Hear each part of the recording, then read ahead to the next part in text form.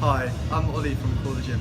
So today I'm going to talk about the deadlift and the Romanian deadlift and go through the difference between the two and look at technical points and the most common errors I normally see. So the deadlift is a great full body exercise that will improve your overall strength. It will primarily target the muscles of the posterior chain such as the glutes, hamstrings and lower back, but you'll also strengthen your quads, your core and improve your grip strength as well training the deadlift. So to be able to perform a deadlift safely and correctly, we first need to learn how to perform a hip hinge, which is basically bending forwards but controlling the movement from the hips using the glutes and hamstrings. I'm going to demonstrate a hip hinge quickly using this PVC pipe. Basically you need to put it on your back and hinge from your hips.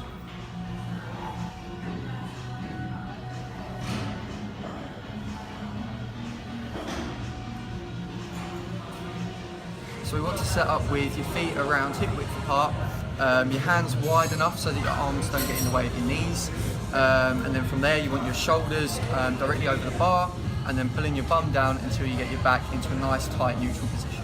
So as we perform the lift, we want our shoulders and hips to rise at the same time. Okay, sometimes I see the hips rising too early and that puts a lot of pressure on your spine.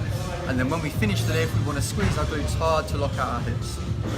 So some of the areas I typically see when people performing deadlifts, number one would be not being able to get into correct start position. This is quite often due to flexibility limitations, so I probably recommend performing deadlifts in the rack so you can raise the height that you would start the lift from.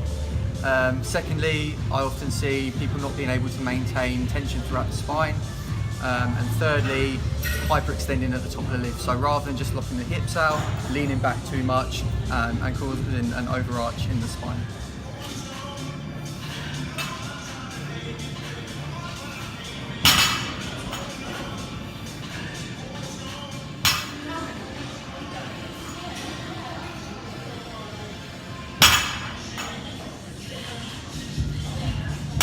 So the Romanian deadlift differs to that of a normal deadlift in the fact that you begin the exercise at the top, so you begin the movement with an eccentric movement and you keep the knees in a stiff position. So rather than bending the knees as you come down, you keep the legs stiff, and this targets the hamstrings and glutes a lot more than the conventional deadlift.